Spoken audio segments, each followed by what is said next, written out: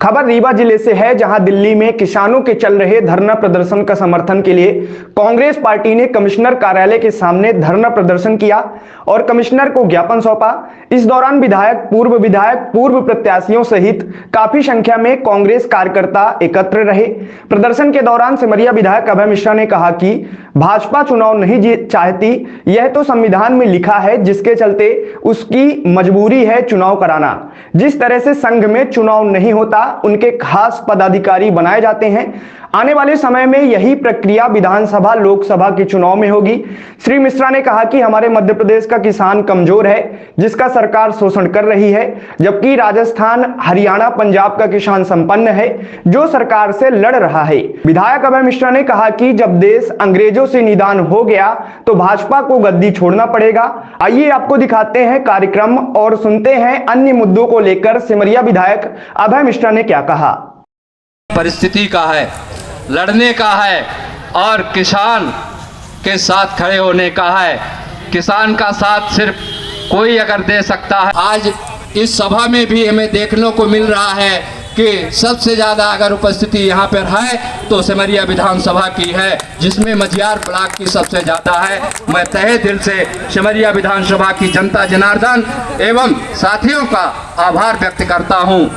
साथियों, की सरकार कर रही है, कोई मुद्दा उसके पास बचा नहीं है जिसमें आप सबको सोचने की जरूरत है और समझने की जरूरत है कि अगर आने वाला समय आप कांग्रेस पार्टी का सांसद, रीवा जनता पार्टी के पास कोई मुद्दा नहीं है, सिर्फ उसके पास एक ही मुद्दा, लाडली बहना योजना। किसान भी किसान की समस्या आई है, किसान पे विपदा आई है, तो किसान की समस्या और किसान के हित की लड़ाई अगर कोई लड़ा है तो सिर्फ कांग्रेस पार्टी और कांग्रेस पार्टी के साथियों ने। साथियों, अपने को आयोजित किया गया है लोकसभा चुनाव के ठीक पहले, विधानसभा के परिणाम पक्ष में नहीं रहे, कैसी स्थिति देखते हैं और जो थीम है पूरा किसानों को लेकर, जो बीजेपी की नीतियाँ हैं उनको लेकर ये धरना। हम लोग किसानों के समर्थन में हैं। हमारी कांग्रेस पार्टी का निर्णय है कि दिल्ली में जो किसान बैठे हुए हैं, पूरे देश के जो किसान परेशान हैं, उनको ताकत देने के लिए उनके समर्थन में पूरी कांग्रेस पार्टी खड़ी है। और कांग्रेस पार्टी के दिशा निर्देश के अनुरूप हम अपने जिला अध्यक्ष के नेतृत्व में हम लोगों ने कमिश्नर को ज्ञापन देने के लिए हम सब यहाँ एकत्रित हुए हैं। हमारे सभी कांग्रेस के पदाधिकारी हैं, हमारे कार्यकर्ता हैं, हमारे पूर्व विधायक हैं, हमारे पूर्व विधायक प्रत्याशी हैं। हम सब लोगों का मूल उद्देश्य किसानों को समर्थन देना, उन्हें ताकत देना है और संघर्ष को बनाए रखना है और कमिश्नर को इस संबंध में अपनी बात कहना है, ज्ञापन देना है। रही बात, हाँ, आप कुछ समर्थन मूल्य को लेकर बीजेपी ने जो वादा किया था विधानसभा चुनाव के पहले, वो अभी इस बार लागू नहीं किया गया। आप मूल बिंदु में आइए। देखिए क्या है, हम पहले नक्शे को समझ लें। जहाँ तक मैं समझता हूँ कि पॉइंट कहाँ है, पॉइंट है कि गरीबी और अशिक्षा। संगठन का, मैकियावेली ने लिखा है, संगठन का मूल मंत्र है भय।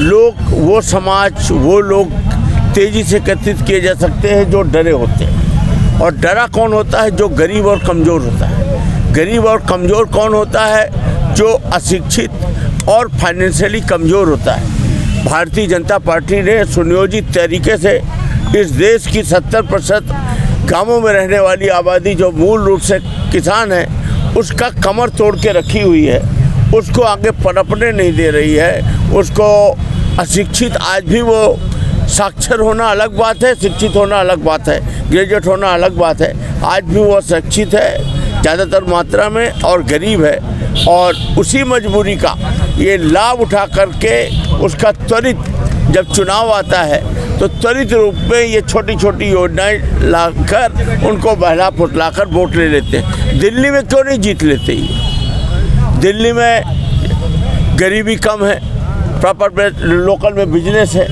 लोग साक्षर हैं, तो दिल्ली में क्यों नहीं ये जीत लेते? वहीं पर है।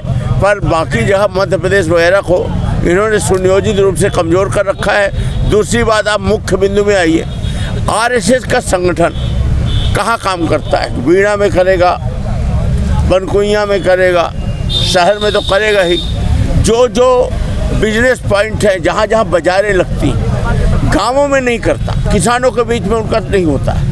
ये मूल रूप से ये किसानों में इनकी सोच ही नहीं है। ये व्यापारी और उस टाइप के लोगों को एकत्रित करके एक संगठन बनाते हैं और 30% लोगों में से और 70% लोगों के ऊपर अत्याचार कारित करते हैं और चुनाव नहीं होता। इनके यहाँ जो हमारे संचालक जी हैं उनको गद्दी सौंपी जाती है, उनका निर्वाचन नहीं होता। फिर उन्हीं के जो अनुषंगिक संगठनें हैं उनमें एक भारतीय जनता पार्टी, वो चुनाव उनकी जब मूल मंशा नहीं है वो चुनाव क्यों कराएंगे।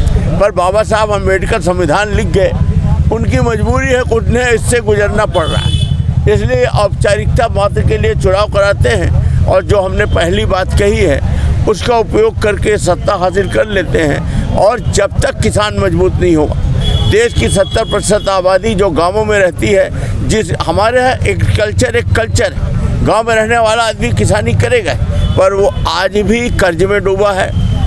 वो किसी तरह बाल बच्चों को पढ़ा पाता है, बिटिया की शादी होगी तो डिसमिल 2 डिसमिल ज़मीन उसे बेचना ही पड़ेगा। किसान एकदम परेशान है। हमारे यहाँ जो जैसे मध्य प्रदेश में ले लीजिए, 1-2 ज़िले ऐसे हैं जहाँ का किसान नेचुरल रूप से संपन्न है, जहाँ गुड़ की खेती होती है, जय रतलाम। आप हरियाणा के किसान देख लीजिए जो संपन्न है, वो संघर्ष कर रहे हैं। उनको ये अपनी योजनाओं से बहला नहीं पा रहे हैं, उनको ये बेवकूफ़ नहीं बना पा रहे। लेकिन हमारे मध्य प्रदेश का 80% गांव एकदम मजबूर हालत में है और उनके ऊपर इनका अत्याचार जारी है। इनका एक दौर चल रहा है। मेरा ऐसा मानना है कि प्रकृति अपना काम करती है, हम सब संघर्ष करते रहेंगे, हम इनके सामने सरेंडर नहीं करेंगे। ज़रूर एक दिन ईश्वर निदान करेगा। जब अंग्रेज़ों का निदान हो गया तो ये तो देसी अंग्रेज हैं, इनका भी निदान हो जाएगा और इन्हें एक दिन गद्दी छोड़नी पड़ेगी और भारत के किसान अपने पैरों पे खड़े रहेंगे, बशर्ते कि हम सब किसानों की बात को लेकर आगे बढ़ते रहें और अपने कर्तव्य को निभाते रहें।